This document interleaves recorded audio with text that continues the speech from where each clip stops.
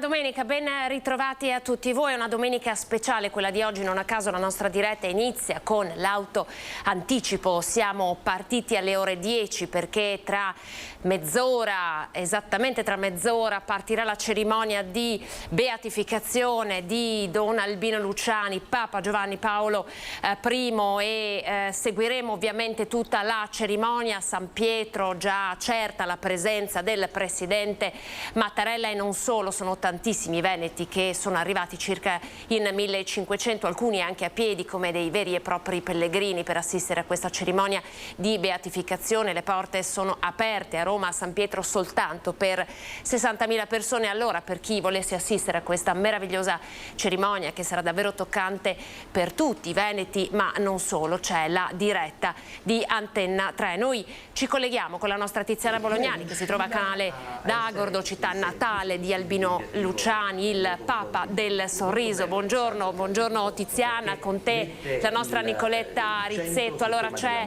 attesa, trepidazione ovviamente per questa giornata così importante anche per il nostro territorio. Albino Luciani, Giovanni Paolo I, proprio questa frase: Dio è... Sì, buongiorno Anna, buongiorno a te, ai nostri telespettatori, buongiorno allo studio, buongiorno dalla piazza Papa Luciani di Canale d'Agordo. Sono con Nicoletta Rizzetto, siamo arrivate molto presto questa mattina per cercare di capire, di sentire gli umori della gente. Molti sono i pellegrini che hanno raggiunto piazza Papa Luciani a Canale d'Agordo, diciamo una succursale, una piccola succursale di piazza San Pietro, dove questa mattina si svolgerà la cerimonia solenne per la beatificazione di Papa Giovanni Paolo I, Papa Luciani. Alle nostre spalle vedete la gente che sin dalle prime ore di questa mattina ha iniziato ad affollare la piazza, nella quale è stato sistemato, posizionato un maxi schermo per fare seguire a tutti coloro che non hanno potuto raggiungere Roma la cerimonia ufficiale, ed è un colpo d'occhio davvero molto intenso e anche pieno zeppo di emozione, di commozione. Siamo circondati dalle bandiere del Vaticano, il tipico colore bianco e giallo, e siamo in questo scrigno, in questa piazza che sta raccogliendo i fedeli. Poco fa è arrivato un altro pullman, che stanno arrivando anche da ogni parte del Veneto, e ricordiamo che Papa Luciani è stato vescovo di Vittorio Veneto, è stato cardinale di Venezia. Potete immaginare quale sia l'amore e la devozione dei proprio nei confronti di Albino Luciani, che nacque a Canale d'Agordo nel 1912 in una casa a 200 metri dalla piazza, casa che è diventata museo, casa che ancora contiene il suo letto, le suppellettili della famiglia, dei genitori emigranti. Lui, quando nacque, venne chiamato Albino dal papà per ricordare un collega bergamasco di lavoro, per l'appunto del papà di Papa Luciani. Ecco, Albino Luciani qui è tutto, è sempre stato tutto per questa piccolissima comunità di poco più di 1 migliaio di residenti. La stragrande maggioranza tra mercoledì e giovedì sono partiti per Roma in pellegrinaggio, e diciamo che oggi qui a Canale d'Agordo non ci sono rappresentanti istituzionali. I rappresentanti istituzionali religiosi e civili, non solo della provincia di Belluno ma anche del Veneto, oggi sono in piazza San Pietro a Roma. È una beatificazione attesa, è un atto, un passo della Chiesa atteso, che i fedeli hanno atteso per più di 18 anni.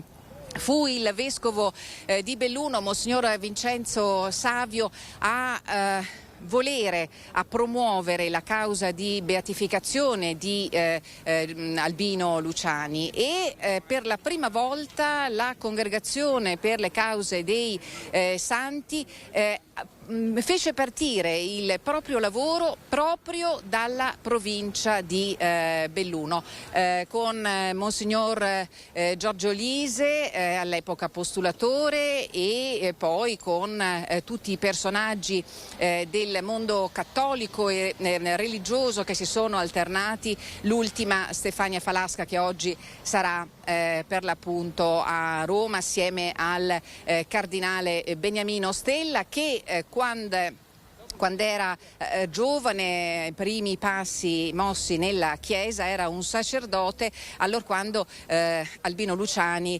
venne nominato vescovo di Vittorio Veneto. Ecco, il cardinale Beniamino Stella proprio in questi giorni ha ricordato i tratti che hanno caratterizzato Albino Luciani, la sua umiltà, l'avete bene detto voi, l'hai detto bene tu, Anna, il suo sorriso, l'amore, il suo amore per gli umili, per i deboli, la sua grande attenzione nei confronti dei più piccoli, dei giovani, dei bambini e soprattutto dei lavoratori. 33 giorni durò il suo pontificato, tra i più brevi della storia dei papi.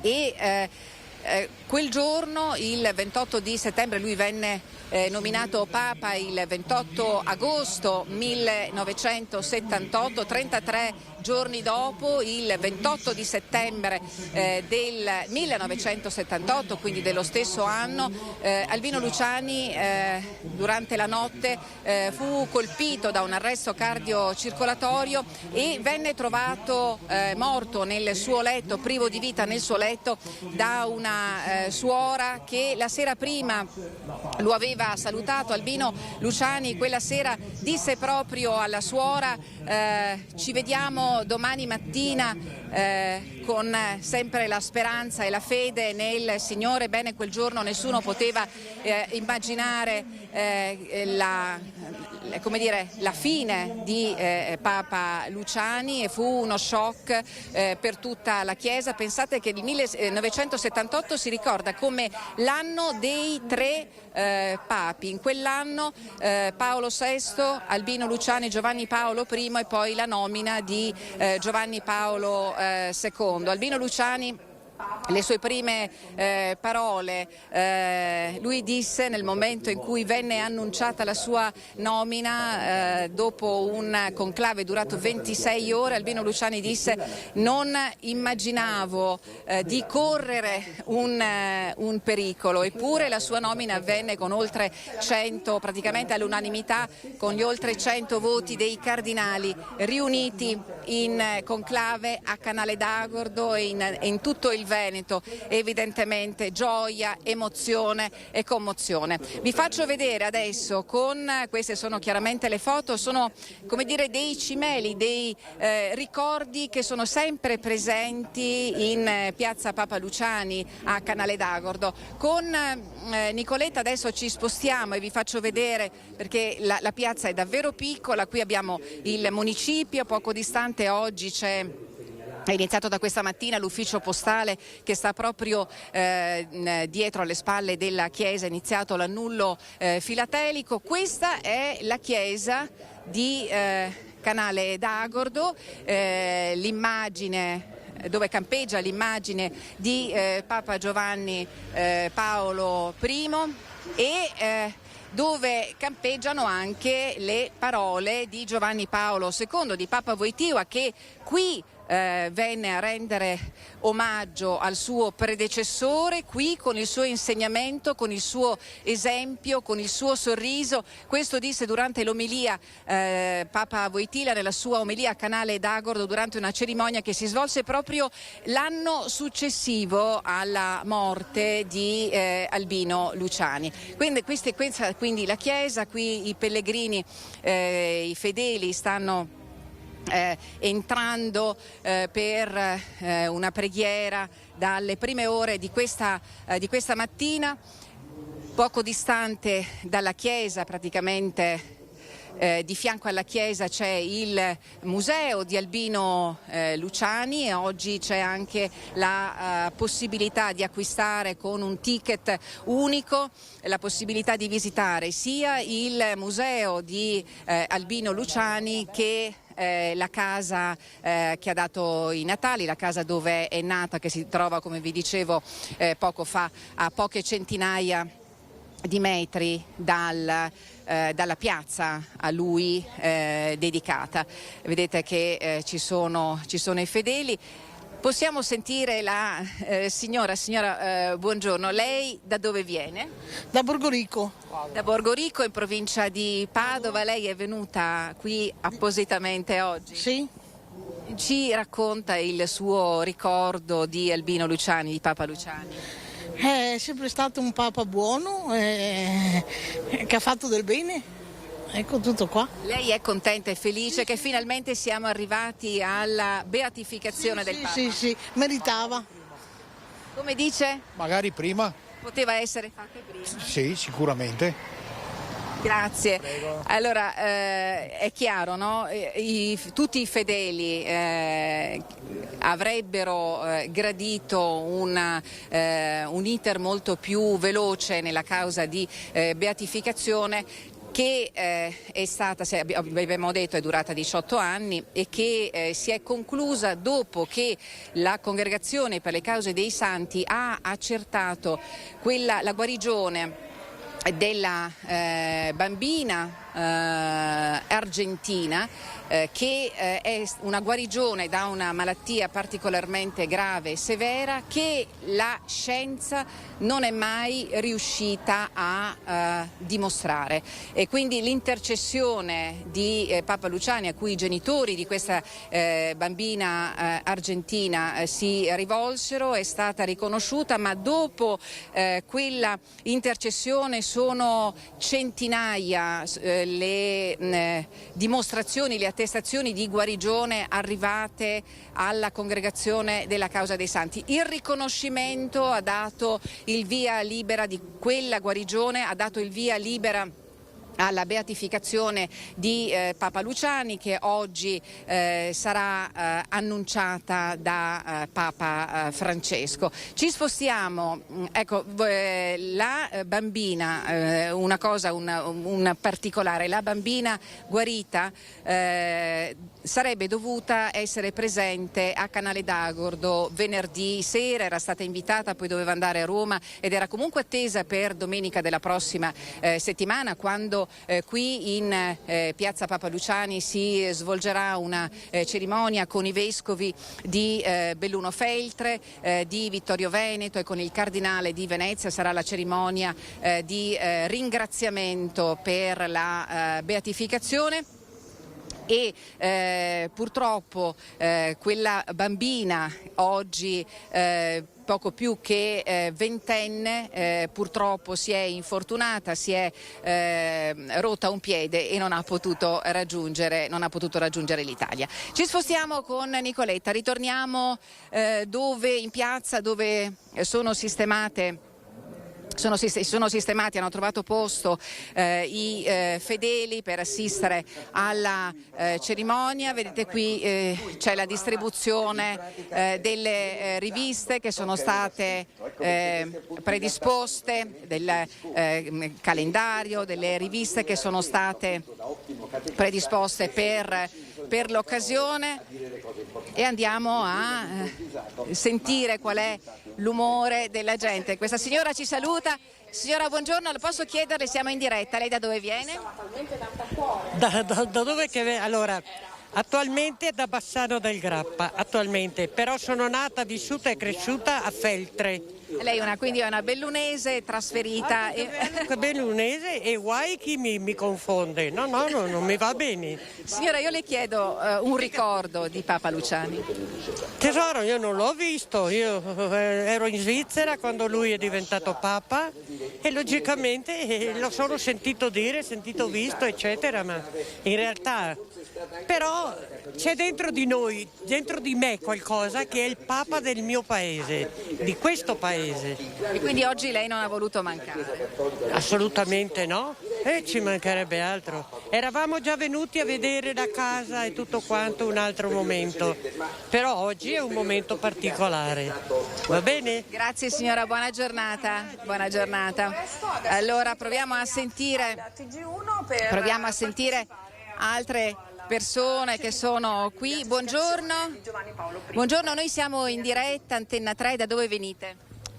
Da Vicenza. Lei viene da Vicenza, è un momento particolare, emozionante, pieno di commozione, vero, per questa cerimonia? Questa cerimonia sicuramente. Voi avete un ricordo di Papa Luciani? Personalmente no, però ho piacere di essere qua appunto alla beatificazione. Appunto. Grazie. Anche lei signora? Certo, grazie. Sì. Lei ha un ricordo di Papa Luciani? Noi siamo sempre venuti qua a trovarlo, quando venivamo in ferie a Falcade la prima tappa era questa. Più di 10 anni che veniamo, sempre un gran ricordo. La prima tappa era questa. Era il Papa del sorriso, il Papa dell'umiltà, il Papa vicino ai più deboli, a chi aveva bisogno. Ai più deboli, brava, è proprio un Papa umile, ecco, non come certi, comunque un Papa molto umile, veramente siamo molto devoti del nostro Papa. Va bene? Signora, posso domandare anche a lei qual è il significato, cosa vuol dire essere qui oggi? Ma è un riconoscimento anche di una persona qui del posto, nato tra le nostre montagne, sicché è una grazia per tutti noi come esempio di vita e di cristiano vissuto, insomma, ecco. La ringrazio molto, grazie. Allora, questa è come dire, vedete, sentite, è proprio il sentimento delle persone che sono qua, vedete, si sono tutti con gli occhi rivolti verso il maxi schermo. Papa Bergoglio in questo momento ce lo ricorda anche il collegamento che ha iniziato proprio adesso. Papa Francesco è arrivato, Papa Bergoglio, in piazza c'è anche il Presidente della Repubblica, c'è il Vescovo di Belluno Feltre, Monsignor Renato Marangoni, e sarà lui a chiedere ufficialmente, a leggere la formula di richiesta a Papa Francesco. Ecco, diciamo che quello sarà il momento cruciale, il momento clou della cerimonia. E poi vi voglio ricordare anche che a partire dalle 11:50 e sino a mezzogiorno in tutte le chiese della diocesi di Belluno Feltre, e immaginiamo anche sia a Vittorio Veneto che a Venezia, le campane risuoneranno a festa per ben 10 minuti. Ieri sera c'è stata una veglia di preghiera nella chiesa di Loreto a Belluno, e questo è il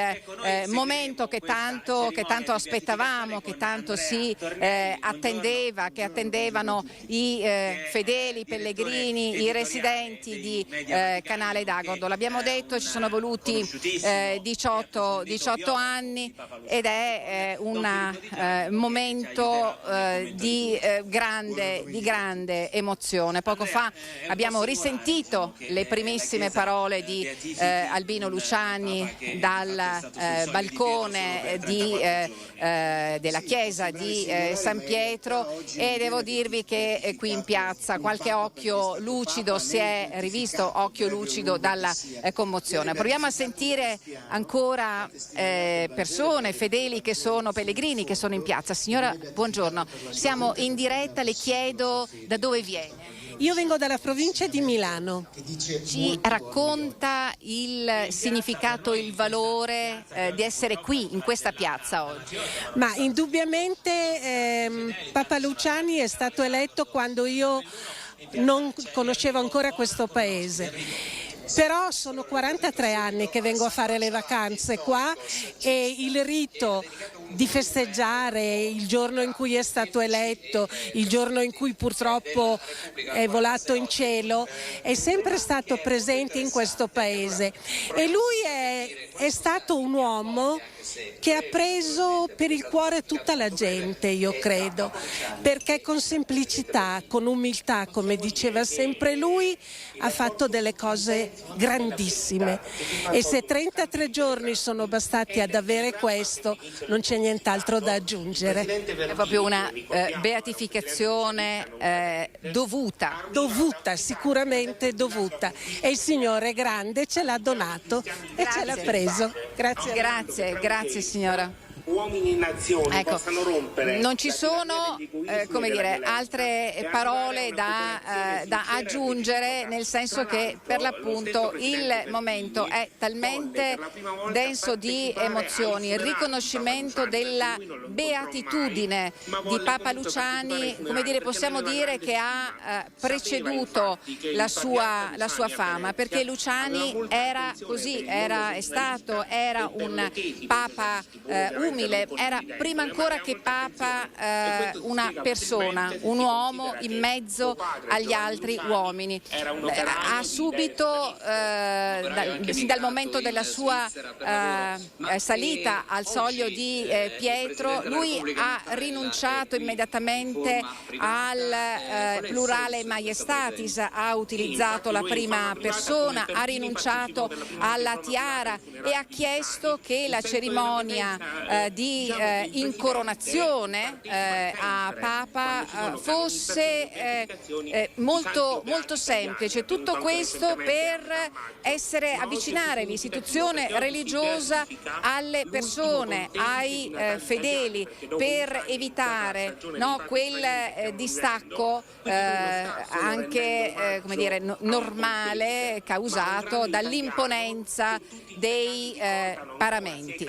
I non credenti lo ricordano con stima e con profonda gratitudine. Questa è con Nicoletta adesso ci spostiamo un attimo, controllo l'orario, mancano ancora pochi minuti perché vi faccio vedere prima di concludere e di restituirvi la linea, perché tra brevissimo alle 10:30 inizierà facciamo attenzione, inizierà proprio la cerimonia. Vi faccio vedere, ci sono sistemati i fedeli pellegrini qui e qui c'è, ci sono i fedeli in fila, perché qui all'ufficio postale temporaneo che c'è l'annullo filatelico e all'interno di questo spazio, di questo luogo possono essere anche acquistate le monete che riportano l'effigie di Papa Luciani. Questa è una fila che è iniziata, come vi dicevo, da questa mattina. L'ufficio resterà aperto praticamente tutto il giorno, così come tutto il giorno sarà aperta la casa natale di Papa Luciani per consentire l'ingresso contingentato evidentemente ai fedeli che possono vedere, perché davvero è un'emozione unica. Entrare in casa Luciani è per davvero una emozione unica, vedere i luoghi dove visse quella famiglia, dove visse Albino Luciani, che era molto legato alla sua famiglia, era molto legato alle sue sorelle. Lui insegnò a leggere e aveva una sorella sordomuta, insegnò a leggere, stette vicino alla sorella praticamente per tutta la sua vita, anche quando le sue nomine, i suoi incarichi lo portarono lontano da Canale d'Agordo. Allora Anna, se tu sei d'accordo, non so come siamo con i tempi, io ho dato una controllata all'orologio, mancano ancora 5 minuti prima dell'avvio, dell'inizio della cerimonia ufficiale. Ci sono i volontari in piazza, i volontari della Croce Verde, i volontari della Protezione Civile che stanno sorvegliando lo spazio, questo spazio che sarà sempre che il tempo lo consenta, anche domenica prossima sarà il luogo in cui alle 16 del pomeriggio su un palco sarà concelebrata una messa di ringraziamento per la beatificazione, di ringraziamento per quello che è accaduto in questi anni, e per quel giorno l'ingresso a Canale d'Agordo sarà contingentato e sottoposto ad autorizzazione che deve essere richiesta compilando un modulo che si trova nel sito della diocesi di Belluno Feltre. Questo per anche comunicarlo a chi domenica 11 settembre vorrà venire qui a Canale d'Agordo, onde evitare che poi ci possano essere dei fraintendimenti. In questo momento la cerimonia sta iniziando, Anna. Sì, grazie Tiziana, ci siamo, quindi darei proprio la linea a Piazza San Pietro a Roma. Grazie alla nostra Tiziana Bolognani, con te ci sentiamo più tardi. Vedo parlare Papa Bergoglio, allora subito in Piazza San Pietro per la cerimonia di beatificazione di Papa Luciani.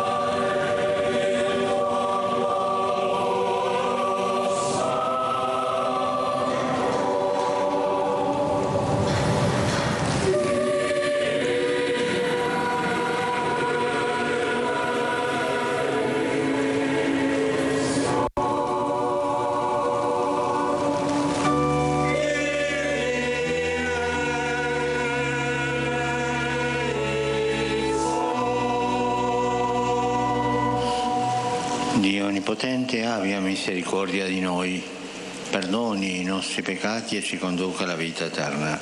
Amen.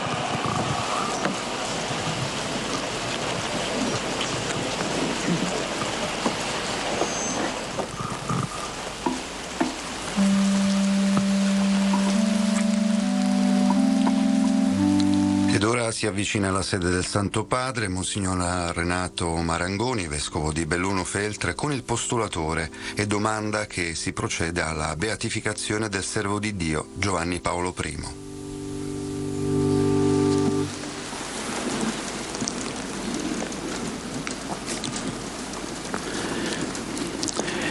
Beatissime Pater, ego Episcopus Bellunensis Feltrensis, humillime a sanctitate vestra peto, ut venerabilem servum Dei Ioannem Paulum primum Papam in numerum beatorum ad scribere benignissime digneris.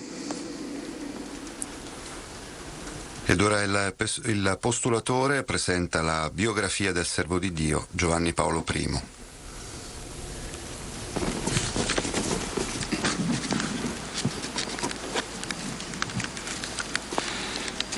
Albino Luciani nacque il 17 ottobre 1912 a Forno di Canale, oggi Canale d'Agordo, provincia e diocesi di Belluno Feltre. Primogenito dei 4 figli di Giovanni Luciani e Bortola Tancon, Fu battezzato in casa dalla levatrice il giorno stesso della nascita. Il 17 ottobre 1923 cominciò il percorso formativo nel seminario minore di Feltre e nel 1928 fece il suo ingresso al seminario gregoriano di Belluno per gli studi superiori. Il 10 febbraio 1935 ricevette il diaconato e il 7 luglio dello stesso anno fu ordinato sacerdote nella chiesa di San Pietro a Belluno. Dopo un breve periodo come vicario cooperatore di Canale d'Agordo e coadiutore ad Agordo, si dedicò per un ventennio nel seminario diocesano all'insegnamento della teologia dogmatica e del diritto canonico e secondo le necessità di altre discipline. Il 17 ottobre 1942 ottenne la licenza in teologia presso la Pontificia Università Gregoriana e nel 1947 presso la medesima università conseguì il dottorato in teologia dogmatica. Al cumulo di mansioni e di responsabilità educative si affiancarono anche gli incarichi pastorali e di governo da parte dei vescovi Bortignon e Muccin, che l'8 febbraio 1954 lo promosse vicario generale della diocesi. Il 15 dicembre 1958 fu nominato vescovo di Vittorio Veneto e il successivo 27 dicembre ricevette l'ordinazione episcopale nella Basilica di San Pietro da San Giovanni XXIII. L'attività pastorale nel periodo vittoriese 1959-1969 fu molto intensa. Il motto episcopale Humilitas, preso in prestito da San Carlo Borromeo e da Sant'Agostino e che Luciani volle impresso sullo stemma insieme alle 3 stelle, indicanti fede, speranza e carità, segnò l'orientamento costante del suo ministero. Diede priorità al contatto diretto con i fedeli, mostrando sensibilità verso i problemi sociali del territorio. Sollecitò la partecipazione attiva dei laici alla vita della Chiesa ed ebbe attenzione alla vita e alla formazione del clero. Si distinse inoltre nella predicazione. Durante il suo episcopato partecipò a tutte le sessioni del Concilio Vaticano II. Il 15 dicembre 1969 fu annunciata la sua nomina alla sede patriarcale di Venezia e il 5 marzo 1973 San Paolo VI lo creò cardinale.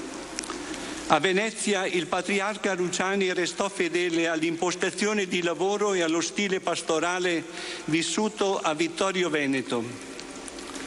All'indomani della morte di San Paolo VI, il 6 agosto 1978, il patriarca Luciani lasciò Venezia.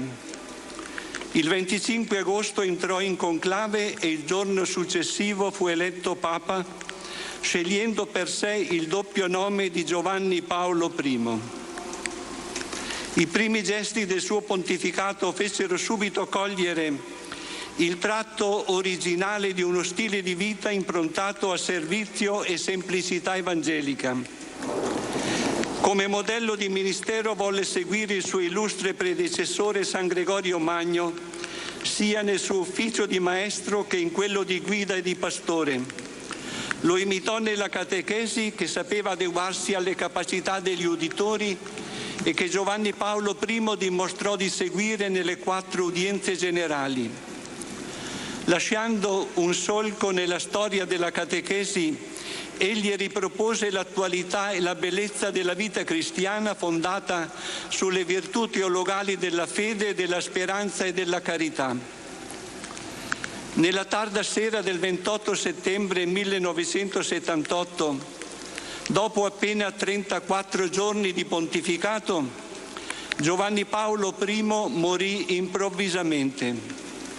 nel segno di una carità intensa verso Dio, verso la Chiesa e verso l'umanità, si era chiuso il suo breve ma esemplare pontificato. La sua salma fu tumulata nelle grotte vaticane il 4 ottobre 1978. La causa di canonizzazione si è aperta nella diocesi di Belluno-Feltre il 23 novembre 2003 e si è conclusa il 9 novembre 2017 con il decreto per la proclamazione delle virtù eroiche.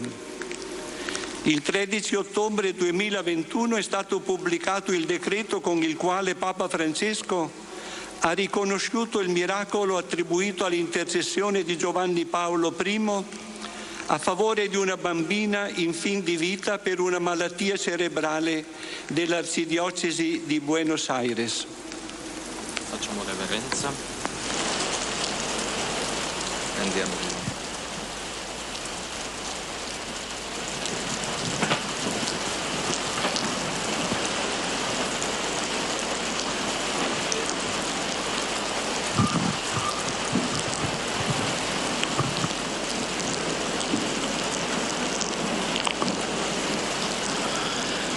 Nos vota fratres nostri Renati Marangoni, Episcopi Bellunensi, Feltrensi, nel nom plurimorum aliorum fratrum et episcopatum, multorum con Christi fidelium explentes, de dicasteri e causi santorum consulto, autoritate nostra apostolica, facultatem facimus, ut venerabilis servus Dei, Ioannis Paulus I, Papa, Beati nomine imposterum appelletur, acque die 26 Augusti quotannis in locis et modis iuris statutis celebrari possit.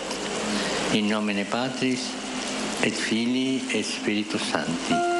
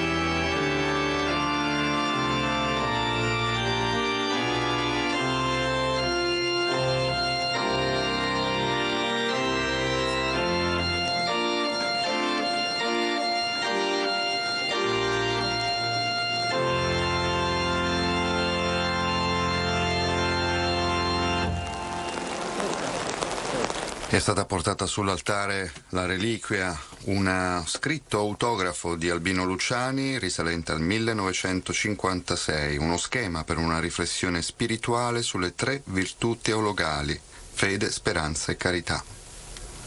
Beatissime Pater, ego episcopus bellunensis feltrensis, gratias ex animo sanctitati vestre ago, quod titulum beati hodie venerabilis servo Dei Ioanni Paulo I, Pape, conferre dignatus es.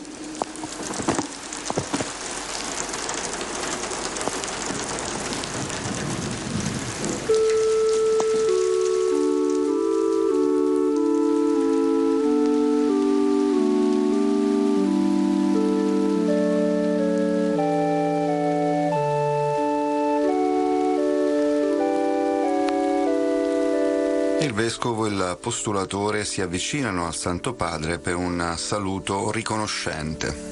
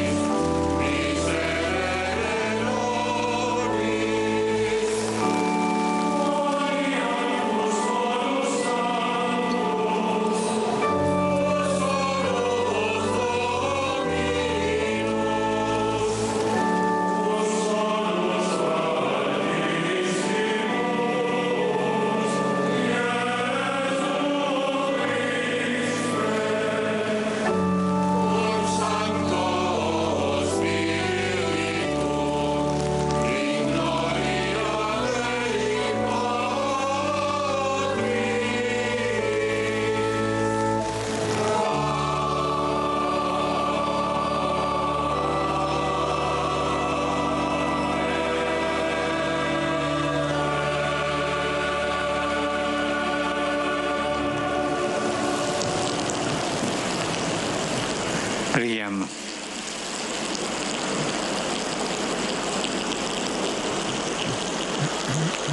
O Padre, che ci hai liberati dal peccato e ci hai donato la dignità di figli adottivi, guarda con benevolenza la tua famiglia, perché a tutti i credenti in Cristo sia data la vera libertà e l'eredità eterna. per il nostro Signore Gesù Cristo, tuo Figlio che è Dio, e vive e regna con te nell'unità dello Spirito Santo per tutti i secoli dei secoli.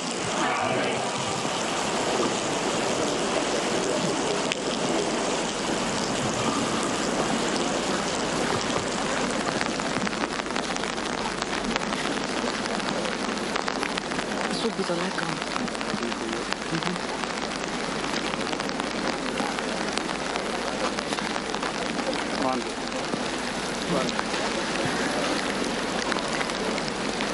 Dal libro della Sapienza. Quale uomo può conoscere il volere di Dio? Chi può immaginare che cosa vuole il Signore? I ragionamenti dei mortali sono timidi e incerte le nostre riflessioni, perché un corpo corruttibile appesantisce l'anima e la tenda d'argilla opprime una mente piena di preoccupazioni. A stento immaginiamo le cose della terra, scopriamo con fatica quelle a portata di mano. Ma chi ha investigato le cose del cielo? Chi avrebbe conosciuto il tuo volere se tu non gli avessi dato la sapienza e dall'alto non gli avessi inviato il tuo Santo Spirito? Così vennero raddrizzati i sentieri di chi è sulla terra. Gli uomini furono istruiti in ciò che ti è gradito e furono salvati per mezzo della sapienza.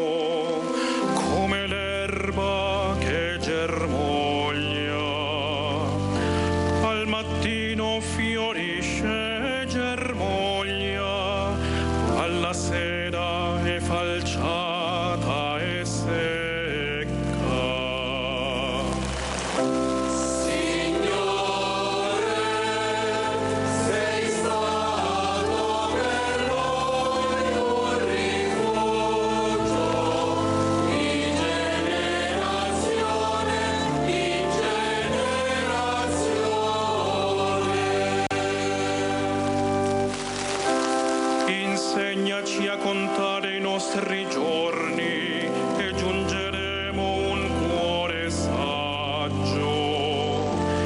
Ritorna, Signore, fino a quando abbi pietà dei tuoi servi. Signore, sei stato per noi un rifugio di generazione in generazione.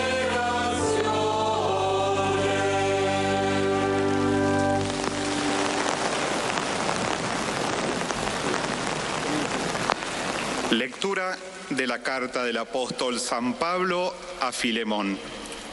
Dalla lettera a Filemone. Carissimo, ti esorto io, Paolo, così come sono, vecchio e ora anche prigioniero di Gesù. Ti prego per Onesimo, figlio mio, che ho generato nelle catene. Te lo rimando, lui che mi sta tanto a cuore. Avrei voluto tenerlo con me perché mi assistesse al posto tuo, ora che sono in catene per il Vangelo, ma non ho voluto fare nulla senza il tuo parere, perché il bene che fai non sia forzato, ma volontario. Per questo forse è stato separato da te per un momento, perché tu lo riavessi per sempre, non più però come schiavo, ma molto più che schiavo, come fratello carissimo, in primo luogo per me, ma ancora più per te, sia come uomo, sia come fratello nel Signore. Como un hermano querido, que si lo es mucho para mí, cuanto más para ti, humanamente y en el Señor. Si me consideras compañero tuyo, recíbelo a Se él. dunque tu mi consideri amico, accoglilo come me stesso. Verbum Domini.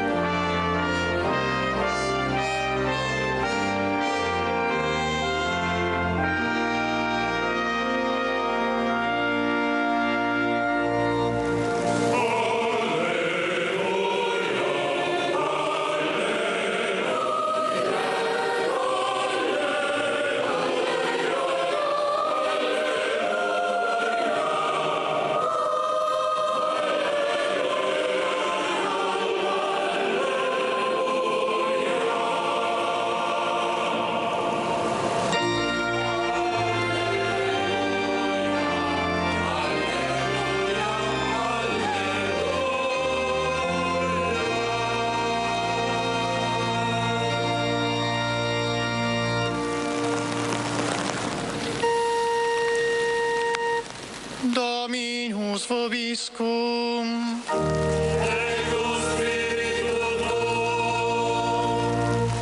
Lectio Sancti Evangelii secundum Lucam. Gloria a te, Domine.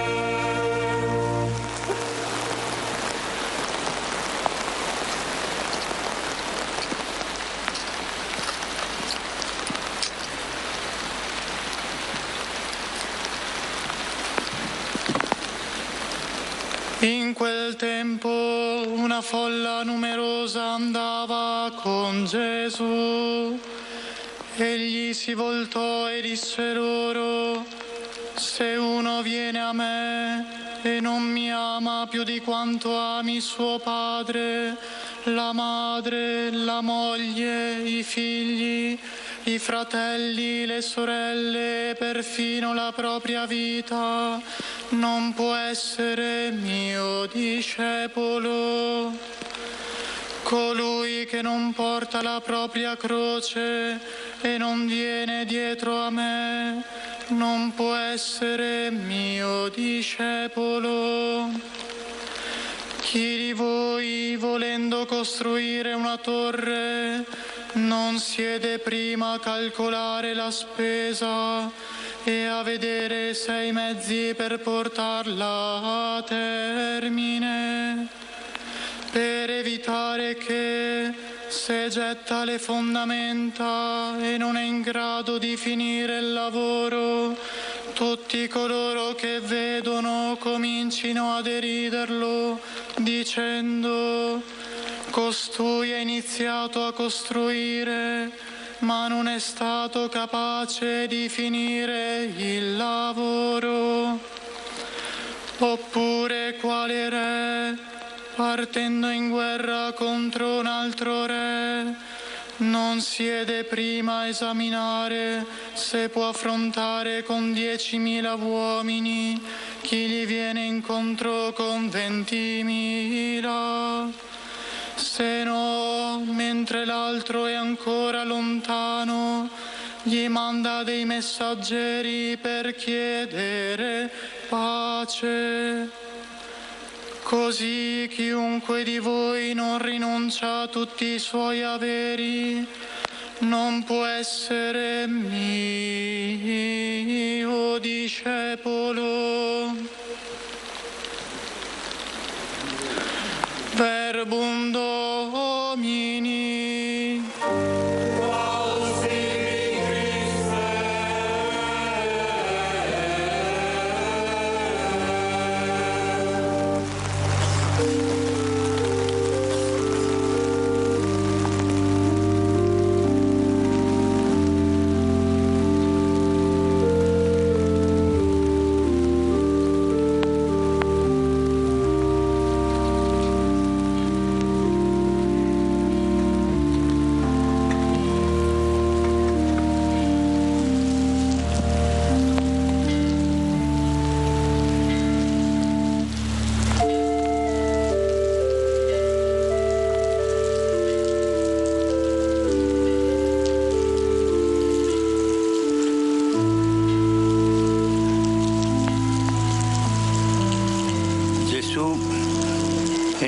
Verso Gerusalemme.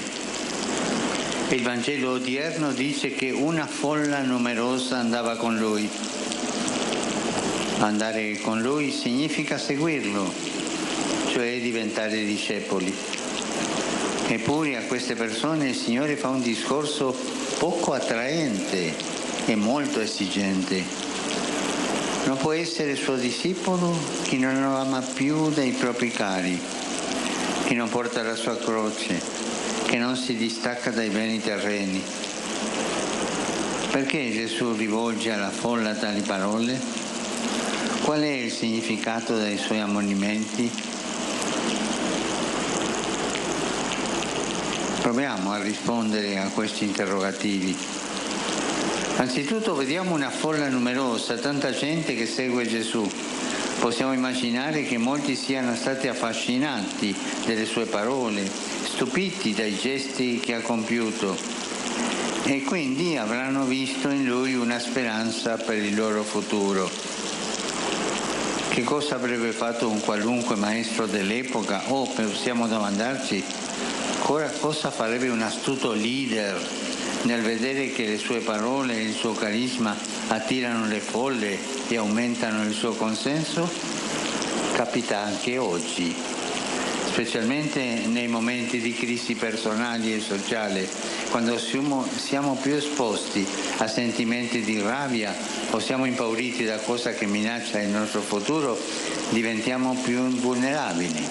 E così, sull'onda dell'emozione, ci affidiamo a chi con destrezza e furbizia sa cavalcare questa situazione, approfittando delle paure della società e promettendoci di essere il salvatore che risolverà problemi, mentre in realtà vuole accrescere il proprio gradimento, il proprio potere, la propria figura, la propria capacità di avere le cose in un pugno. Il Vangelo ci dice che Gesù non fa così. Lo stile di Dio è diverso. È importante capire lo stile di Dio, come attua Dio. Dio attua secondo uno stile. Lo stile di Dio è diverso di questa gente perché Egli non strumentalizza i nostri bisogni, non usa mai le nostre debolezze per accrescere se stesso. A Lui che non vuole sedurci con l'inganno e non vuole distribuire gioie a buon mercato, non interessano le folle oceaniche. Non ha il culto dei numeri, non cerca il consenso, non è un idolatra del successo personale. Al contrario, sembra preoccuparsi quando la gente lo segue con euforia e con facile entusiasmo. Così, invece di lasciarsi attrarre dal fascino della popolarità, perché la popolarità affascina, invece di lasciarsi attrarre dal fascino della popolarità, chiede a ciascuno di discernere con attenzione le motivazioni per cui lo segue e le conseguenze che ciò comporta.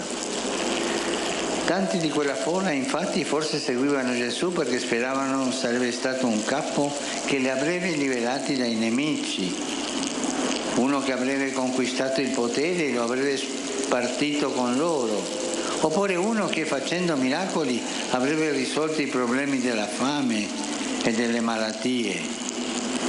Si può andare dietro al Signore, infatti per varie ragioni, e alcune, dobbiamo riconoscerlo, sono mondane.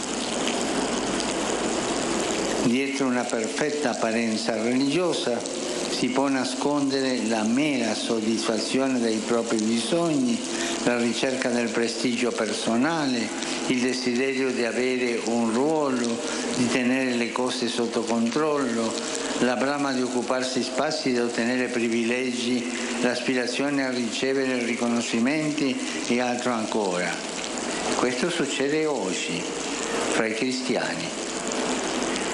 Ma questo non è lo stile di Gesù e non può essere lo stile del discepolo della Chiesa. Se qualcuno segue Gesù con questi interessi personali, ha sbagliato strada. Il Signore chiede un altro atteggiamento. Seguirlo non significa entrare in una corte o partecipare a un corteo trionfale e nemmeno ricevere un'assicurazione sulla vita. Al contrario, significa anche portare la croce, come Lui, farsi carico dei pesi propri e dei pesi degli altri, fare della vita un dono, non un possesso, spenderla imitando l'amore generoso e misericordioso che Egli ha per noi. Si tratta di scelte che impegnano la totalità dell'esistenza. Per questo Gesù desidera che il discepolo non anteponga nulla a questo amore, neanche gli affetti più cari e i beni più grandi. Ma per fare ciò bisogna guardare a Lui più che a noi stessi, imparare l'amore e attingerlo dal crocifisso. Lì vediamo quell'amore che si dona fino alla fine, senza misura e senza confine. La misura dell'amore è amare senza misura.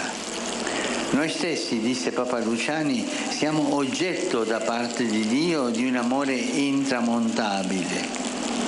Intramontabile non si eclissa mai dalla nostra vita, risplende su di noi e illumina anche le notti più oscure. E allora, guardando al crocifisso, siamo chiamati all'altezza di quell'amore, a purificarci delle nostre idee distorte su Dio e dalle nostre chiusure, ad amare Lui e gli altri nella Chiesa e nella società, anche coloro che non la pensano come noi, persino i nemici. Amare, anche se costa la croce del sacrificio, del silenzio, dell'incomprensione, della solitudine, dell'essere ostacolati e perseguitati. Amare così anche a questo prezzo, perché diceva ancora il beato Giovanni Paolo I, se vuoi baciare Gesù crocifisso non puoi fare a meno di piegarti sulla croce e lasciarti pungere da qualche spina della corona che è sul capo del Signore. L'amore fino in fondo, con tutte le sue spine, non le cose fatte a metà, gli accomodamenti o il quieto vivere. Se non puntiamo in alto, se non rischiamo, se ci accontentiamo di una fede all'acqua di rose, siamo, dice Gesù, come chi vuole costruire una torre ma non calcola bene i mezzi per farlo. Costui getta le fondamenta e poi non è in grado di finire il lavoro. Se per paura di perderci rinunciamo a donarci, lasciamo le cose incompiute, le relazioni, il lavoro, la responsabilità che ci sono affidate, i sogni, anche la fede. E allora finiamo per vivere a metà. E quanta gente vive a metà, anche noi. Tante volte abbiamo la tentazione di vivere a metà. Vivere senza mai fare il passo decisivo, questo significa vivere a metà, senza decollare, senza rischiare per il bene, senza impegnarci davvero per le altre. Gesù ci chiede questo: vivi il Vangelo e vivrai la vita, non a metà, ma fino in fondo. Vive il Vangelo, vive la vita senza compromessi. Fratelli e sorelle, il nuovo Beato ha vissuto così, nella gioia del Vangelo, senza compromessi, amando fino alla fine. Egli ha incarnato la povertà del discepolo, che non è solo distaccarsi dai beni materiali, ma soprattutto vincere la tentazione di mettere il proprio io al centro o cercare la propria gloria. Al contrario, seguendo l'esempio di Gesù, è stato pastore mite e umile. Considerava se stesso come la polvere su cui Dio si era degnato di scrivere. Perciò diceva: il Signore ha tanto raccomandato, siate umili, anche se avete fatto delle grandi cose, dite, siamo servi inutili. E con il sorriso Papa Luciani è riuscito a trasmettere la bontà del Signore. È bella una chiesa con il volto lieto, il volto sereno, il volto sorridente, una chiesa che non chiude mai le porte, che non insaprisce i cuori, che non si lamenta e non cova risentimento, non è arrabbiata, una chiesa non arrabbiata, non è insofferente, non si presenta in modo acigno, non soffre di nostalgie del passato cadendo nell'indietrismo. Preghiamo questo nostro Padre fratello, chiediamo che ci ottenga il sorriso dell'anima, quello trasparente, quello che non inganna, il sorriso dell'anima. Chiediamo con le sue parole quello che lui stesso era solito domandare e diceva così: Signore, prendimi come sono, con i miei difetti, con le mie mancanze, ma fammi diventare come tu mi desideri. Amen.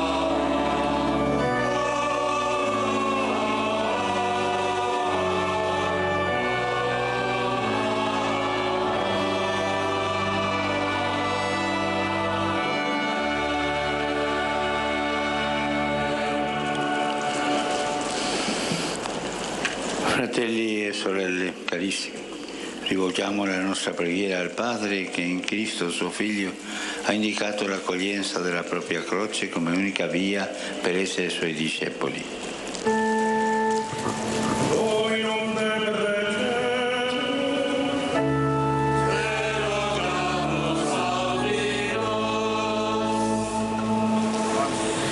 Per la Santa Chiesa di Dio, affinché, accogliendo con gioia e custodendo con fedeltà la parola del Signore, continui a indicare al mondo la sapienza della croce per giungere a una piena conoscenza della volontà del Padre.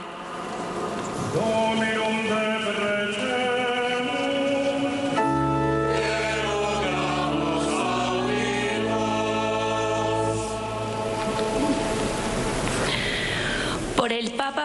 per Papa Francesco e per tutti i pastori della Chiesa, affinché, sentendo il sostegno dello Spirito Santo per intercessione del Beato Giovanni Paolo I, possano contribuire al progresso integrale del gregge loro affidato secondo il Vangelo di Cristo. Sintiendo siempre el auxilio del Espíritu Santo.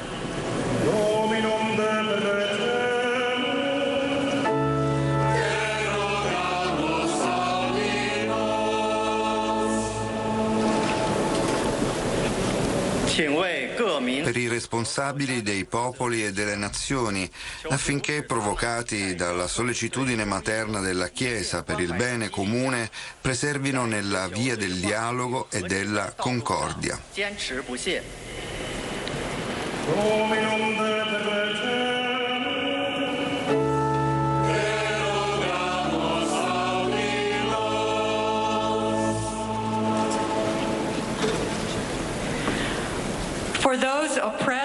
Per quanti sono oppressi dalla povertà, dalle malattie, dalle guerre e dalle persecuzioni, affinché possano sperimentare nella sofferenza la vicinanza e la solidarietà dei fratelli e delle sorelle attraverso le parole e i gesti concreti di carità.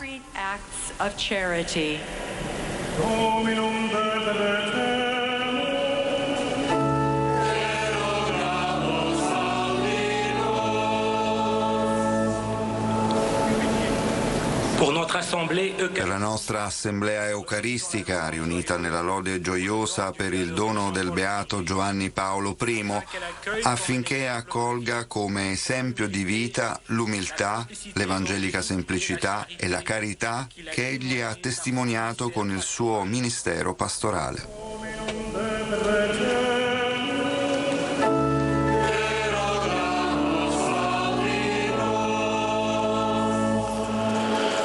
Dio Onnipotente e Misericordioso, che doni ai Tuoi fedeli la grazia di poterti seguire come discepoli di Cristo, concedi di camminare con fiducia verso una più conformazione al Tuo Figlio, che vive e regna nei secoli dei secoli. Amen.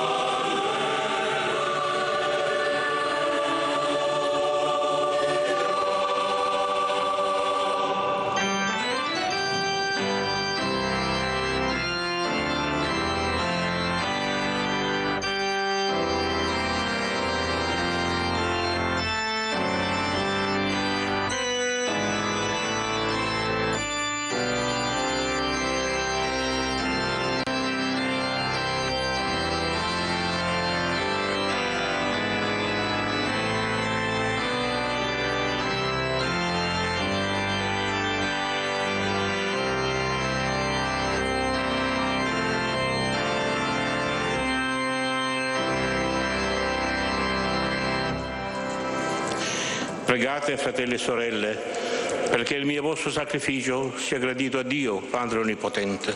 Il Signore riuscirà a dare le tue mani questo sacrificio, a lode e gloria del suo nome, per il bene nostro e di tutta la sua Santa Chiesa.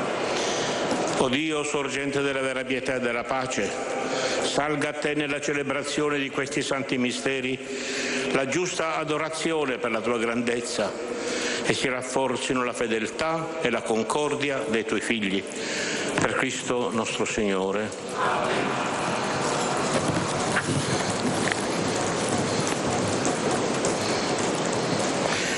Il Signore sia con voi. E con il tuo spirito. In alto i nostri cuori. Sono rivolti al Signore. Rendiamo grazie al Signore nostro Dio. È cosa buona e giusta. È veramente cosa buona e giusta, nostro dovere e fonte di salvezza, rendere grazie sempre in ogni luogo, a te Signore, Padre Santo, Dio Onnipotente ed Eterno. Da te riceviamo esistenza, energia e vita. Ogni giorno del nostro pellegrinaggio sulla terra è un dono sempre nuovo del tuo amore per noi e un pegno della tua vita immortale, poiché possediamo fin da ora le primizie dello Spirito, nel quale hai risuscitato Gesù Cristo dai morti, e viviamo nell'attesa che si compia la beata speranza nella Pasqua eterna del tuo regno. Per questo mistero di salvezza, con tutti gli angeli del cielo, innalziamo a te la nostra lode, acclamando con festosa esultanza.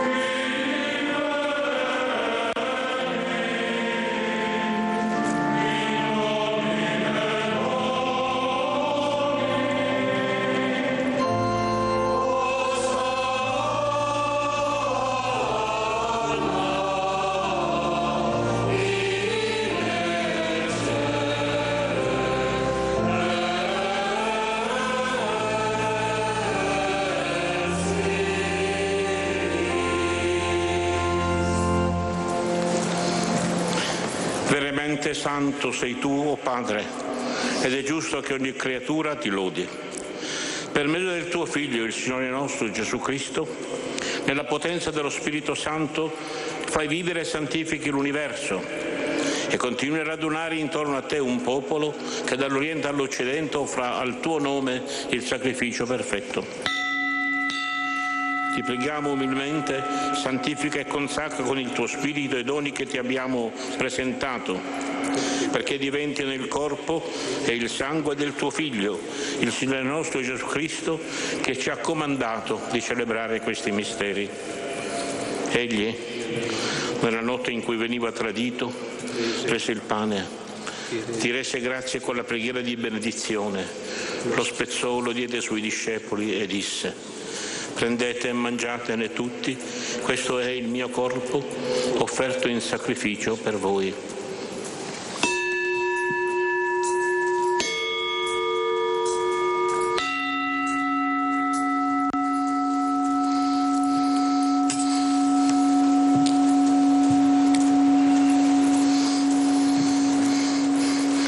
Allo stesso modo, dopo aver cenato, prese il calice Ti rese grazie con la preghiera di benedizione, lo diede ai suoi discepoli e disse: prendete e bevetene tutti, questo è il calice del mio sangue per la nuova ed eterna alleanza, versato per voi e per tutti in remissione dei peccati.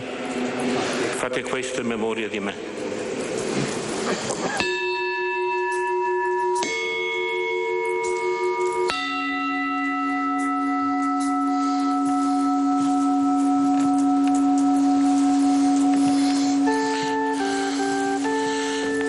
Mistero della fede.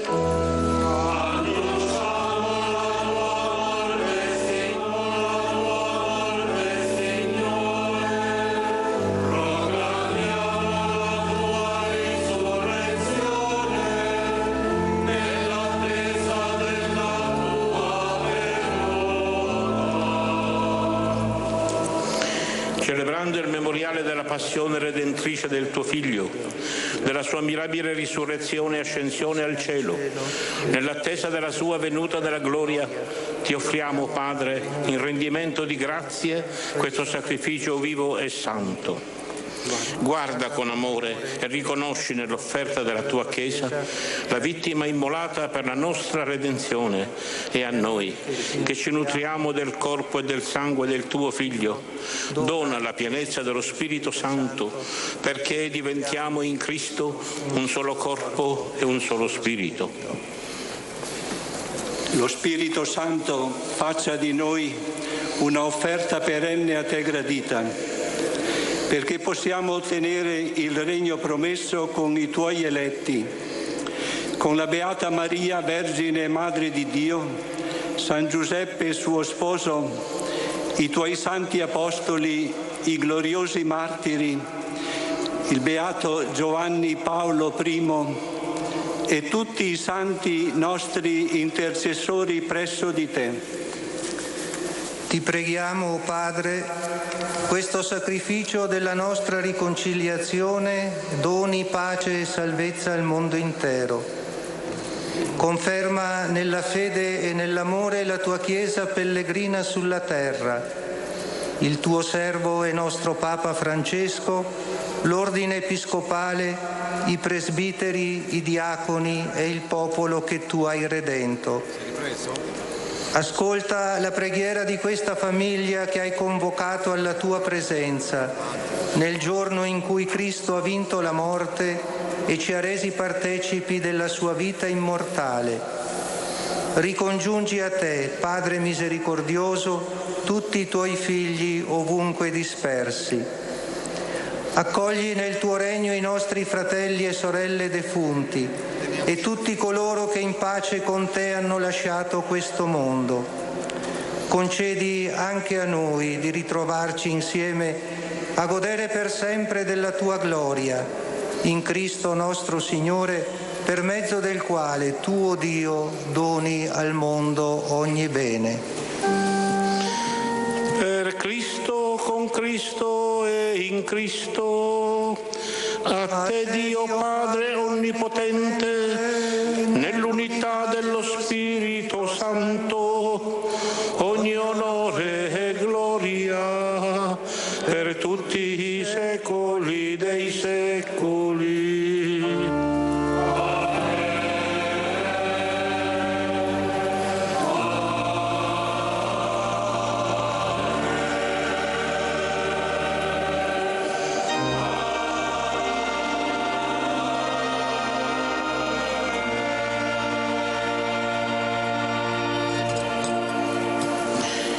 Guidati dallo Spirito di Gesù e illuminati dalla sapienza del Vangelo, possiamo dire: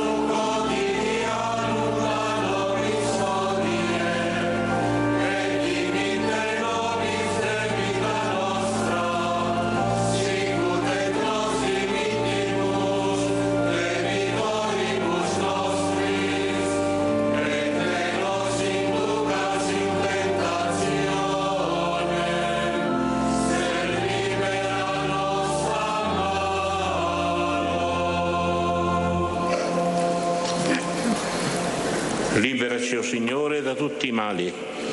Concedi la pace ai nostri giorni e con l'aiuto della tua misericordia vivremo sempre liberi dal peccato e sicuri da ogni turbamento, nell'attesa che si compia la beata speranza e venga il nostro Salvatore Gesù Cristo.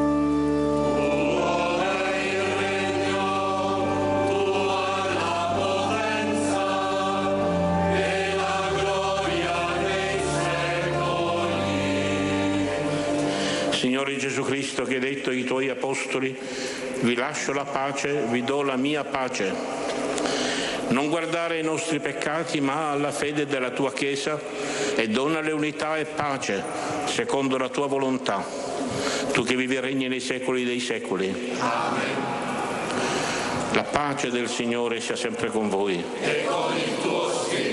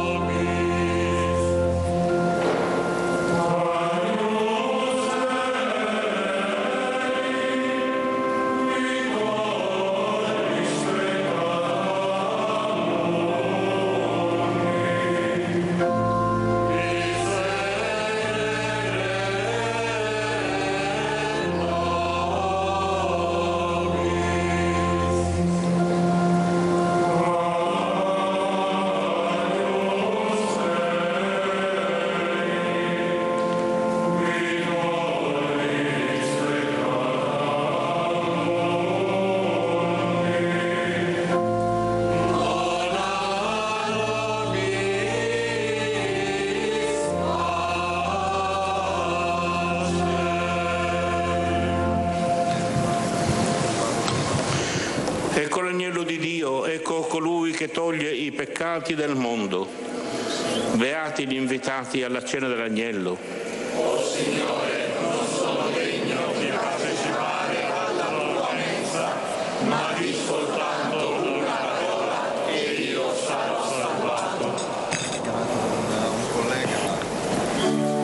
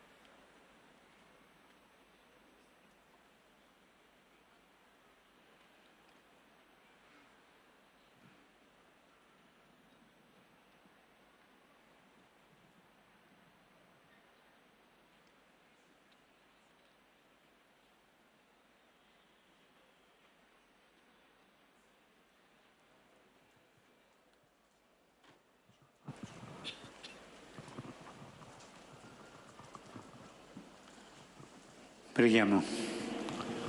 O Padre, che nutri e rinnovi i Tuoi fedeli alla mensa della parola e del pane di vita, per questi grandi doni del Tuo amato Figlio, aiutaci a progredire costantemente nella fede per divenire partecipi della Tua vita immortale.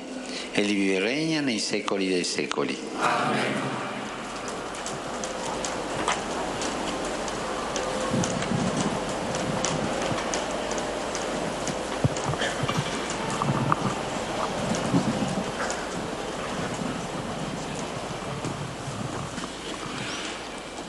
Cari fratelli e sorelle, prima di concludere questa celebrazione rivolgo a tutti voi il mio saluto e vi ringrazio per la partecipazione. Sono grato ai fratelli cardinali, ai vescovi, ai sacerdoti provenienti di diversi paesi. Saluto le delegazioni ufficiali qui convenute per rendere omaggio al nuovo beato. Il mio deferente pensiero va al signor Presidente della Repubblica Italiana e al Primo Ministro del Principato di Monaco.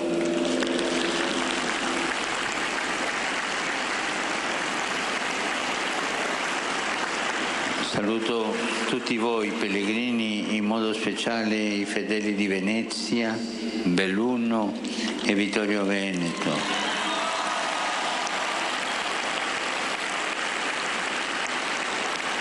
Località legate all'esperienza umana, sacerdotale e episcopale del Beato Albino Luciani. E ora ci rivolgiamo in preghiera alla Vergine Maria perché ottenga il dono della pace in tutto il mondo, specialmente nella martoriata Ucraina. Lei, la prima e perfetta discepola del Signore, ci aiuti a seguire l'esempio e la santità di vita di Giovanni Paolo I.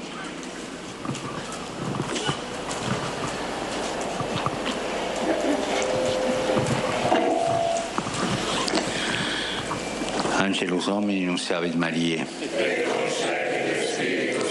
Ave Maria, grazia plena, Dominus tecum, benedicta tui mulieribus, et benedictus fructus ventris tui, Iesus. Santa Maria, Mater Dei, ora pro nobis peccatoribus, nunc et in hora mortis nostre. Amen. Ecce ancilla Domini.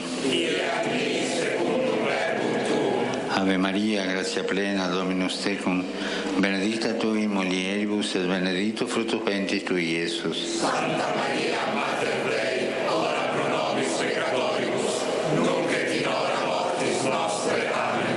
Et verbum caro factum est.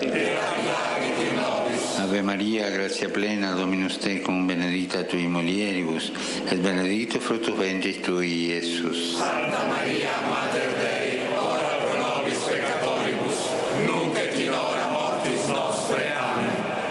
Ora pro nobis, Santa Dei Centrix. Gratiam Tuam quesumus, Domine, mentibus nostris infunde, che Angelo Annunziante, Christi Filii Tui, incarnazione coniovimus, per passione meius et crucem, a resurrectionis gloriam perducamum, per Christum Dominum nostrum. Amen.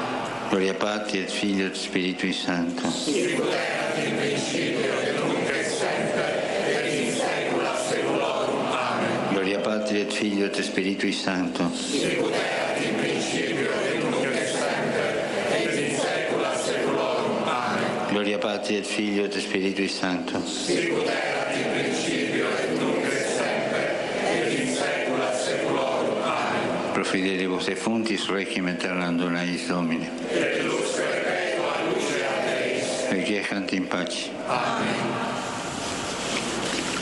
Mi alzo.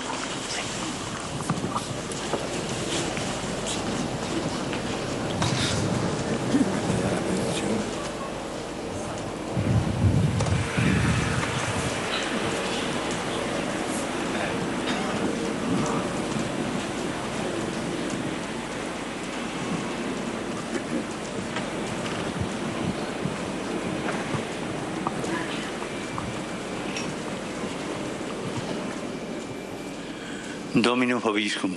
Et cum spiritu tuo. Sit nomen Domini benedictum. Et hoc nunc et usque in saecula. Aiutorium nostrum in nomine Domini. Qui fecit caelum et terram. benedicat vos omnipotens Deus, Pater et Filius et Spiritus Sanctus. Amen.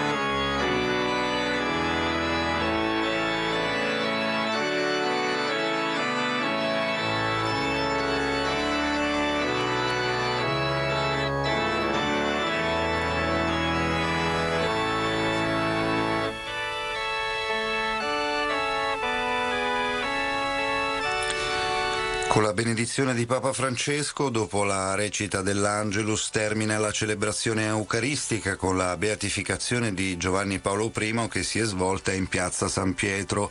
Il rito, segnato dalla pioggia che solo nella parte conclusiva ha concesso una tregua, è culminato con lo svelamento dell'arazzo che ritrae Papa Luciani sulla facciata della basilica, realizzato da un artista cinese. Il Santo Padre, leggendo la tradizionale formula in latino, ha stabilito che la festa del nuovo beato Giovanni Paolo I si terrà il 26 agosto, giorno della sua elezione avvenuta nel 1978.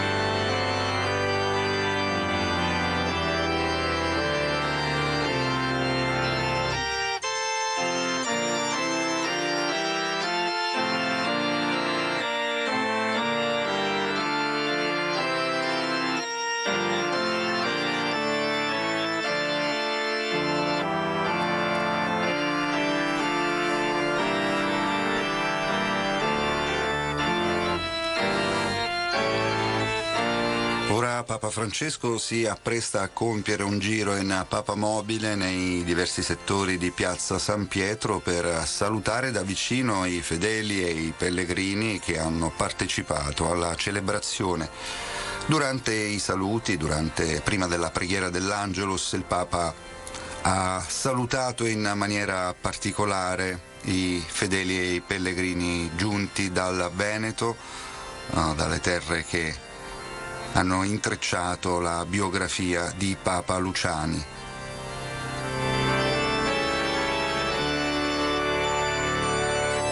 Papa Francesco ha anche salutato il Presidente della Repubblica Italiana Sergio Mattarella, che rappresenta la delegazione italiana presente in Piazza San Pietro.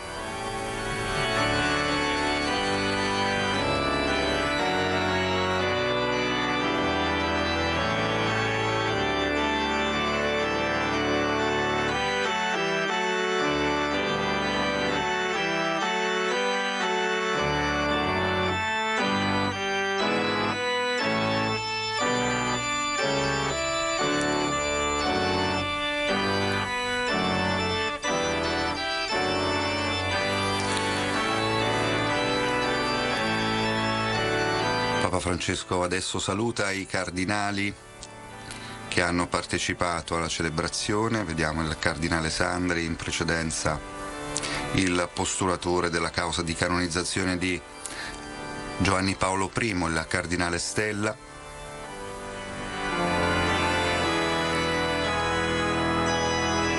Un momento propizio, la pioggia ha cessato di cadere, la celebrazione si è svolta quasi interamente sotto la pioggia che comunque non ha scoraggiato la presenza e l'arrivo dei fedeli e dei pellegrini in Piazza San Pietro per partecipare alla beatificazione di Papa Luciani.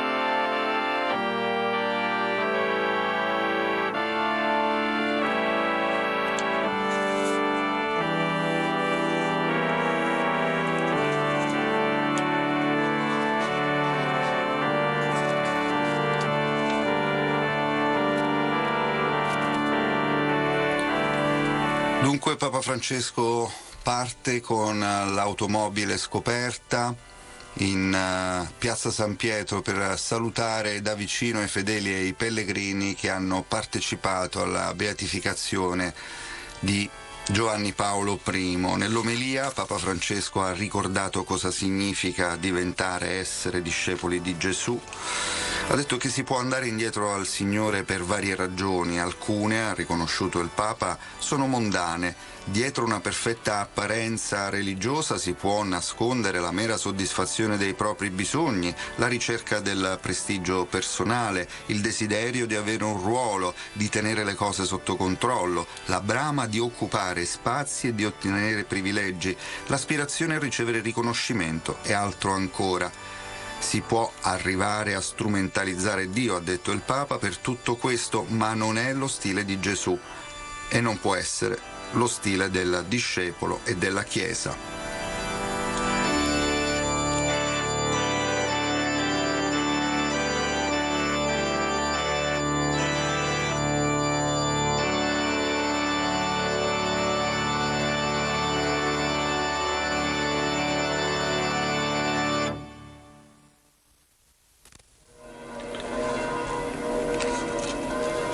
Seguire Gesù, ha detto ancora il Papa nell'omelia, significa anche portare la croce come Lui, farsi carico dei propri pesi e degli altri, fare della vita un dono, spenderla imitando l'amore generoso e misericordioso che Egli ha per noi. Si tratta, ha detto il Papa, di scelte che impegnano la totalità dell'esistenza. Ma per guardare a ciò che Lui per guardare di più a Gesù e non a noi stessi, e imparare l'amore, attingerlo dal crocifisso, in questa parabola il Papa ha citato Papa Luciani. Noi stessi, disse Papa Luciani, siamo oggetto da parte di Dio di un amore intramontabile. Intramontabile, non si eclissa mai dalla nostra vita, risplende sempre su di noi e illumina anche le notti più oscure.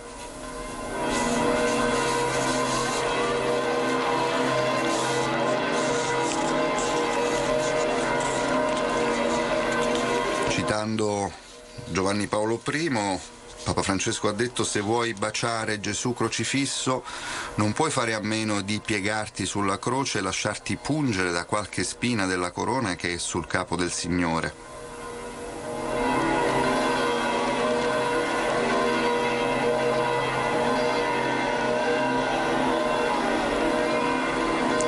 Il nuovo beato, ha detto Papa Francesco, che sta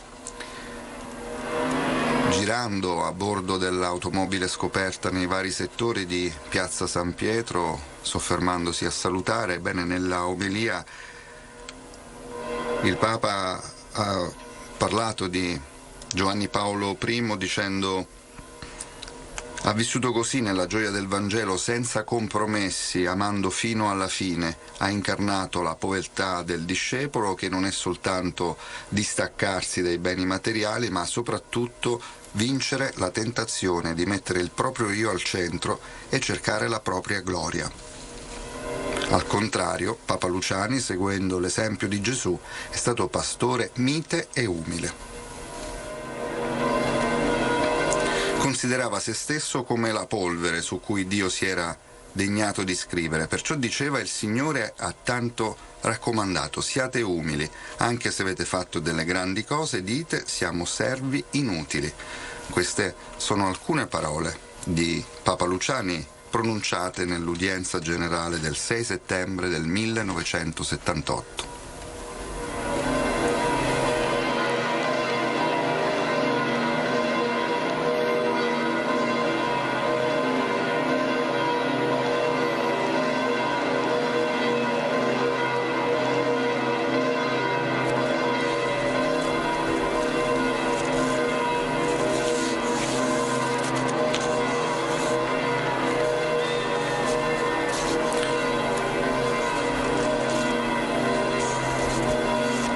C'è un timido sole in questo momento che si affaccia su Piazza San Pietro dopo una mattinata di pioggia che ha accompagnato quasi ininterrottamente il rito della beatificazione di Giovanni Paolo I, una condizione che favorisce questo giro in papamobile che Papa Francesco sta compiendo nei vari settori di Piazza San Pietro, proprio per salutare da vicino i tanti fedeli e pellegrini presenti. Sembra di essere in un'altra giornata rispetto all'inizio della celebrazione, dove c'era appunto un cielo grigio e una pioggia battente.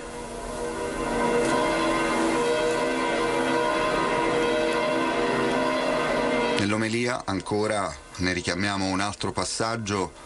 Francesco ha parlato di Papa Luciani dicendo: con il sorriso è riuscito a trasmettere la bontà del Signore, è una bella chiesa con il volto lieto, sereno e sorridente, che non chiude mai le porte, che non inasprisce i cuori, che non si lamenta e che non cova risentimento, che non è arrabbiata e insofferente, che non si presenta in modo orcigno, che non soffre di nostalgie del passato. Preghiamo, ha concluso, questo nostro padre e fratello chiedendo che ci ottenga il sorriso dell'anima. Chiediamo con le sue parole quello che lui stesso era solito domandare: Signore, prendimi come sono, con i miei difetti, con le mie mancanze, ma fammi diventare come tu mi desideri. Queste le parole di Papa Francesco durante l'omelia nel corso della celebrazione che culminata con il rito della beatificazione di Giovanni Paolo I. La festa si terrà il 26 di agosto, il giorno dell'elezione di Giovanni Paolo I, che è avvenuta nel 1978. 1978, allora avete sentito il giorno dell'elezione, così sarà anche il giorno della festa. Davvero parole, immagini emozionanti quelle che abbiamo sentito con il grande applauso e con questa piazza San Pietro gremita di gente, gremita di bandiere. Campeggia ovviamente tra tutte la bandiera della pace, il messaggio di Papa Bergoglio, un Papa, l'avete visto, insomma particolarmente affaticato per ricordare Albino Luciani, che da oggi dunque è beato. E tra i vari cartelli che abbiamo visto campeggiare in piazza San Pietro c'erano proprio anche quelli del Cadore, perché sono almeno 1500 i fedeli che dal Bellunese sono partiti alla volta di Roma. Avete visto anche nella lunga diretta in prima fila c'era anche il ministro per i rapporti con il Parlamento, il bellunese Federico D'Incà, il presidente della regione del Veneto, oltre ovviamente a Mattarella, ma la sua presenza era già ampiamente annunciata. E noi stiamo seguendo in diretta anche la grande festa a Canale d'Agordo, comune, paese in cui è nato Albino Luciani, dove c'è la sua casa, dove c'è il museo, dove per noi c'è ancora la nostra Tiziana Bolognani, che ieri ha accolto le tante persone, da ieri a anche questa mattina, che sono arrivate proprio a Canale d'Agordo, tanti veneti e non solo. Abbiamo sentito per assistere attraverso il maxi schermo a questa cerimonia. Eccoci Tiziana, siamo di nuovo da te. Sentiamo le campane. È stato un momento di grandissima emozione, di grandissima commozione. In sottofondo abbiamo le campane, risuonano da qualche minuto dopo mezzogiorno, così a Canale d'Agordo e così in tutte le chiese della diocesi di Belluno Feltre. Un momento particolarmente emozionante. La piazza chiaramente ha iniziato a svuotarsi al termine del rito, ma è stato un rito molto partecipato, quello a Canale d'Agordo, sottolineato dagli applausi di commozione quando il vescovo di Belluno Feltre, Monsignor Marangoni, ha presentato la sua richiesta, quando il cardinale Beniamino Stella ha ricordato la vita e le opere di Papa Luciani, e quando 10 minuti dopo l'inizio della celebrazione religiosa, del rito religioso, Papa Francesco ha proclamato beato Albino Luciani il 26 agosto di ogni anno. Così sarà ricordato nei calendari da qui e per sempre. Una giornata di grandissima festa a Canale d'Agordo. Molte persone ci hanno avvicinato anche durante la cerimonia per raccontarci anche piccoli aneddoti di vita che vi racconteremo questa sera. È dai primissimi momenti presente in piazza questa signora. Signora, siamo in diretta, mi può dire intanto da dove viene? Da Venezia. Ecco, lei è veneziana, oggi essere qui è un privilegio. È un grande privilegio, e siamo amici anche di Albino Luciani, Papa Paolo Giovanni I. Ci racconta? Sì, io ero all'epoca responsabile della parte femminile degli scout e lui era l'assistente ecclesiastico sia dei ragazzi che delle ragazze, e andavamo periodicamente a trovare il patriarca Albino Luciani, perché lui ci teneva moltissimo a sapere come procedeva la catechesi negli scout, come procedevano le attività. Era veramente interessato, era di un'umanità incredibile. Le posso raccontare che ci riceveva nel suo salottino privato con le poltroncine rosse in similpelle, niente di lussuoso.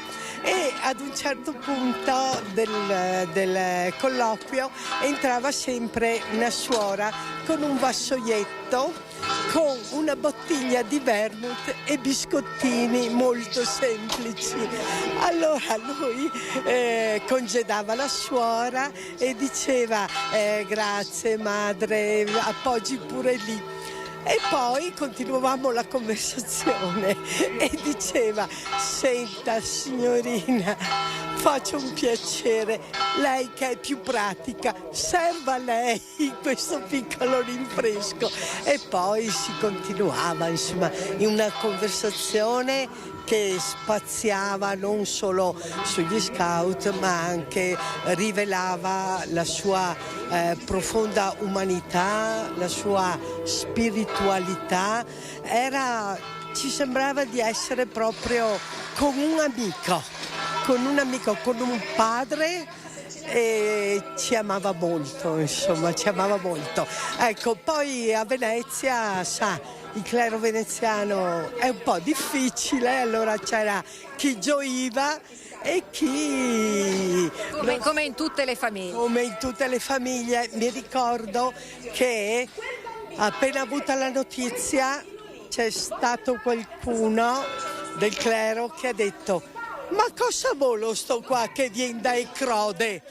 Ecco, il falso orgoglio veneziano. Grazie signora, è stata preziosissima la sua testimonianza, grazie. Avete sentito, sono gli aneddoti di questa vita, della vita di Albino Luciani, che lo ricordiamo, ha frequentato il seminario a Belluno, è diventato parroco, è diventato vescovo di Vittorio Veneto e poi patriarca di Venezia, prima di salire al soglio di Pietro il 26 agosto 1978. La piazza, come vedete, assieme a Nicoletta ve lo stiamo facendo vedere, si sta smobilitando, si smobilitano le sedie che saranno riposizionate la settimana prossima, domenica prossima, perché nel pomeriggio a partire dalle 16 si terrà la cerimonia solenne di ringraziamento con una cerimonia religiosa che sarà presieduta dal vescovo di Belluno Feltre Marangoni, dal vescovo di Vittorio Veneto e dal cardinale patriarca di Venezia. Anna, questa giornata densa e carica d'emozione per il momento da Canale d'Agordo finisce qua. Questa sera nel telegiornale gli spunti principali che abbiamo raccolto qui in piazza Papa Luciani per una giornata che era stata annunciata come storica e che storica rimarrà. Ti restituisco la linea e ringrazio per il lavoro che ha svolto assieme a me Nicoletta Rizzetto. Grazie Tiziana Bolognani e Nicoletta Rizzetto a Canale d'Agordo già dalle prime ore del mattino per intercettare le persone, e ovviamente le interviste raccolte ve le faremo ascoltare questa sera nel corso dei nostri telegiornali. Siamo davvero contenti di aver potuto farvi vedere in diretta questa cerimonia di beatificazione tanto attesa, come ha ricordato la nostra Tiziana. Ci sono voluti 19 anni, quasi 19 anni per dare l'avvio a questa cerimonia di beatificazione, dunque consacrare Papa Albino Luciani nella storia e così il territorio che in qualche modo l'ha sempre sostenuto. Noi ci fermiamo, andiamo in pubblicità, poi faremo partire ovviamente la nostra diretta con tutte le notizie di cronaca, ma non solo. Oggi molto forte la pagina economica con il caro energia, che è il tema di attualità evidentemente e di cui si continua a discutere in queste ore al forum Ambrosetti di Cernobbio, con il monito di Mattarella di ieri. Lo riassumeremo insieme, ne parleremo insieme a Mario Pozza, presidente di Union Camere Veneto, poi ancora la politica e il tour del dono con Admo, quindi vi aspetto dopo la pubblicità.